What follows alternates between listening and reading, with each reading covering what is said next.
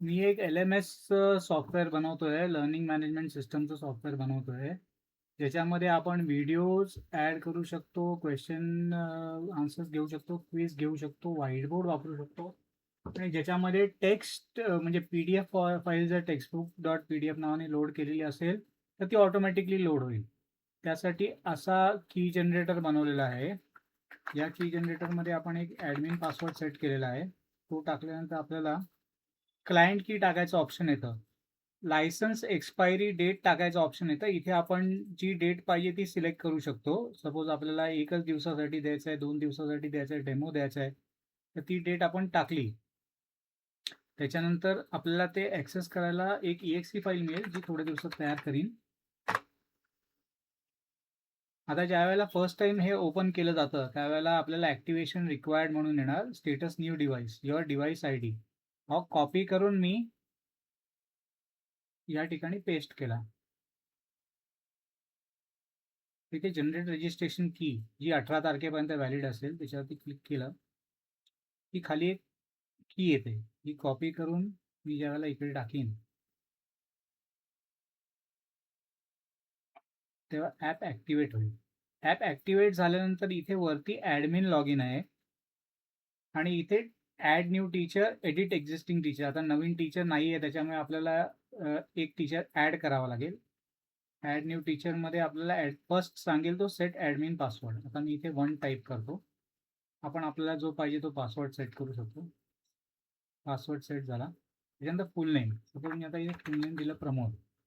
मी कोणते स्टँडर्ड शिकवतो 1 2 3 4 सब्जेक्ट समजा मी लिहिलं सायन्स, मॅथ्स.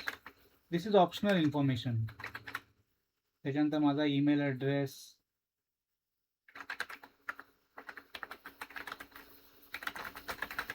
त्याच्यानंतर माझा मोबाईल नंबर,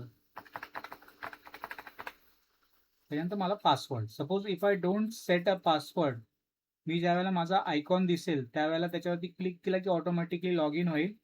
पण जर का मी पासवर्ड सेट केलेला असेल तर तो मला पासवर्ड विचारेल. आता मी इथे पासवर्ड सेट करतोय की मी सेव्ह केली प्रोफाईल. आता इथे मला प्रमोद नावाचा टीचर दिसतो. असं आपण मल्टिपल टीचर्स ॲड करू शकतो. सपोज मी प्रमोदवरती क्लिक केलं तर तो पासवर्ड विचारतो. मी टी पासवर्ड सेट केलेला आहे, लॉग इन केलं. तर जो फोल्डर मी कॉन्फिगर केलेला आहे तो फोल्डर मला इथे दिसतो. त्याच्यामध्ये जितके स्टँडर्ड्स त्याच्यामध्ये लोडेड आहेत ते आपल्याला दिसतात. सपोज मी स्टँडर्ड 4th वरती क्लिक केलं. आता 4th वरती क्लिक केल्यानंतर इथे मॅथ्सचं ऑप्शन आहे.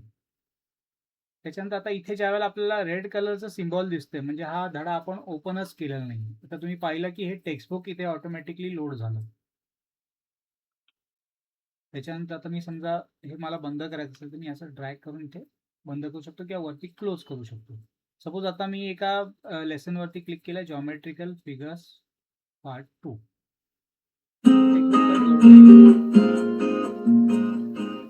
Hello dear students. इथे आता Today volume we are कंट्रोलचा going bar to आहे learn geometrical figures part 2. जिथे In this आपण video we are speed going to कमी जास्ती करू learn शकतो. more about the in the previous video geometrical figures part 1 we learned the different types of angles. The video link is given इथे in full the स्क्रीनचा description box option आहे, below. पॉजचं option आहे, प्लेचं option आणि स्टॉपचं option आहे. Stop वरती click केलं की ते परत मागे येईल. आता तुम्ही पाहू शकता की इथे हा येलो झालेला आहे. याचा अर्थ हा टीचरनी अर्धवट बघितलेला आहे. ज्यावेळेला ती टीचर हे पूर्ण बघेल त्यावेळेला हा ग्रीन होऊन जाईल. सपोज मी आता परत ह्याच्यावरती क्लिक करतोय. प्रत्येक वेळेला हे टेक्स्टबुक इथे ओपन होईल. आपण त्याला क्लोज करून टाकू. जॉमेट्री वरती क्लिक केलं.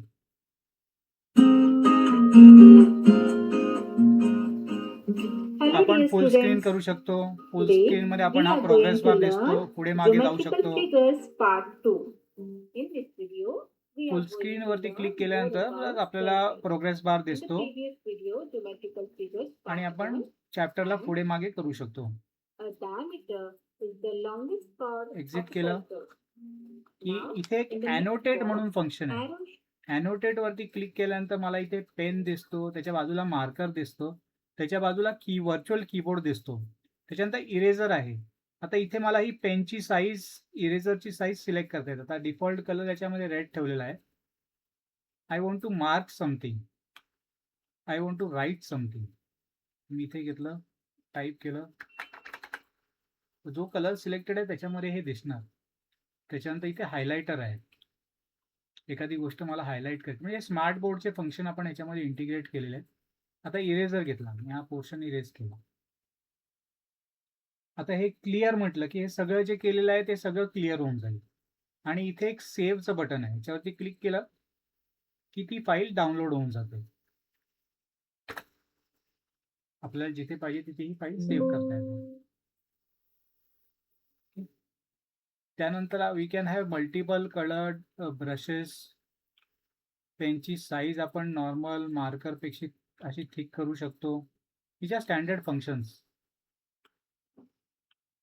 इरेजरने आपण इरेज करू शकतो, एक स्टेप बॅक जाऊ शकतो, पुढे येऊ शकतो, अंडू, रिडू.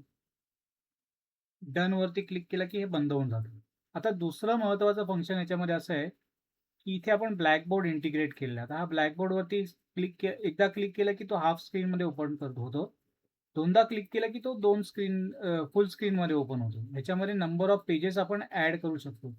आता ह्या पॅलेटमध्ये आपण कलर त्याचा चेंज करू शकतो. We want a white board, we want a green board or a black board. ह्याच्यामध्ये सुद्धा मार्कर पेन आहे आणि नॉर्मल पेन आहे, सेम फंक्शन्स आहेत. अंडू आणि रिडू. इरेजर आहे, कीबोर्ड आहे,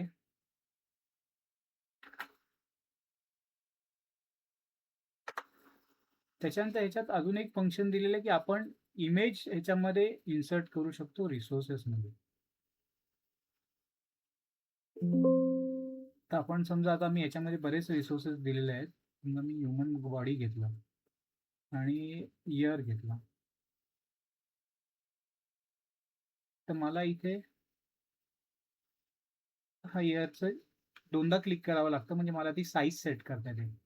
आता ह्याला आपण इथे रोटेट करू शकतो, म्हणजे स्मार्ट बोर्डमध्ये जे फंक्शन्स आहेत ते सगळे आपण याच्यात करू शकतो.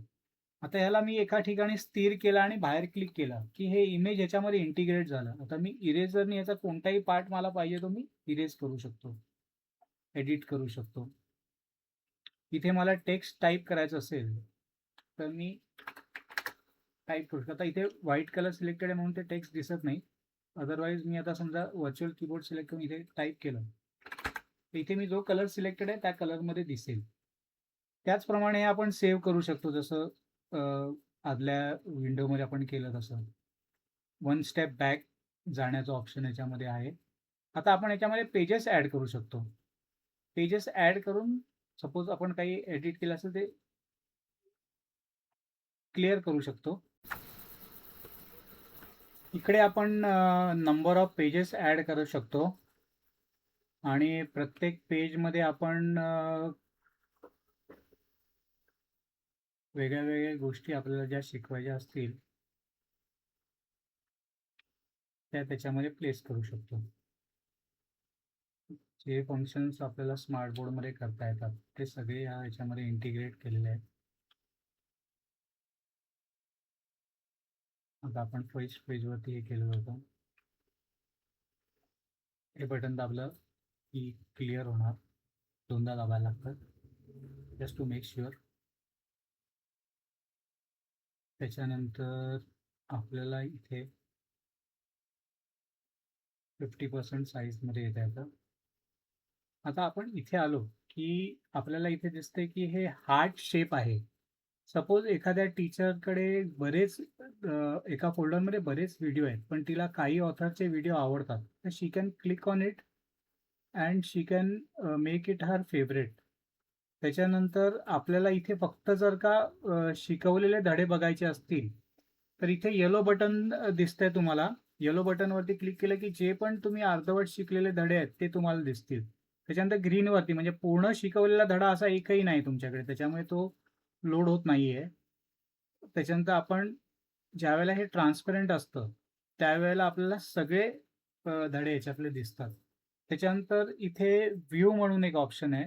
तुम्हाला तुमचा व्ह्यू जर चेंज करायचा असेल, सपोज एखाद्या फाईलचं नाव खूप मोठं असेल तर तुम्ही हा व्ह्यू चेंज करू शकता. ॲनोटेट फंक्शन तर आपण पाहिलं की कुठल्याही स्क्रीनवरती आपल्याला ॲनोटेट करता येतं आणि ते आपल्याला सेव्ह करता येतं. आता इथे PDF लोडेड असतं तर PDF वरती पण आपल्याला ॲनोटेट करता आलं असतं. डन. त्याच्यानंतर टीचरचे डिटेल्स एडिट करायला इथे आपण युजरवरती क्लिक केलं की तो तुम्हाला पासवर्ड विचारेल.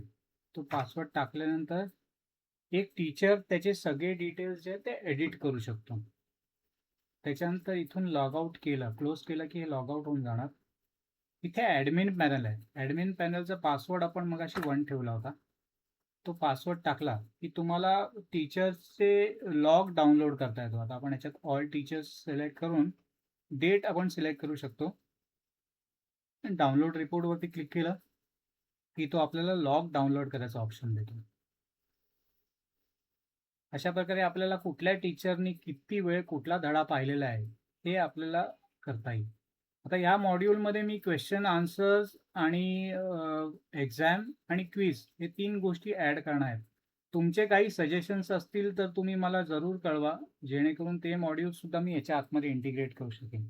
आता काय होतं, इंटरॅक्टिव्ह फ्लॅट पॅनलमध्ये बरेच वेळेला आपल्याला विंडोला 2 मध्ये स्प्लिट करता येतं, 3 मध्ये स्प्लिट करता येतं. पण बेसिकली अँड्रॉइडचा प्रॉब्लेम असा आहे की अँड्रॉइडमध्ये टास्क स्विचिंग होतं. It doesn't do good multitasking as Windows can do. त्याच्यामुळे हे एका सिंगल विंडोमध्ये आणि ऑपरेटिंग सिस्टम इंडिपेंडंट असा एक प्लॅटफॉर्म बनवलेला आहे की जो कुठलाही व्हर्जन अँड्रॉइडचा असेल तरी त्याच्यात तो इक्वली चालेल. तुम्हाला बेसिक इन्स्टॉलेशन करावं लागतं, कॉपी पेस्ट करता येतं आणि हा प्लॅटफॉर्म ऑनलाईन सुद्धा रन होईल आणि ऑफलाईन सुद्धा रन होईल. तर तुमचे सजेशन्स जरूर कळवा मला. थँक्यू.